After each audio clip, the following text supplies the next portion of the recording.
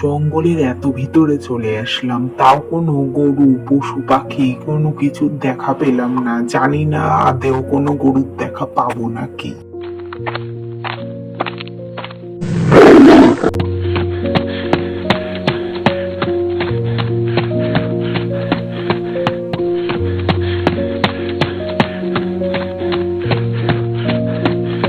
কি গো, তুমি এরকম দৌড়াতে দৌড়াতে আসছো, কই গরু পেলে না নাকি?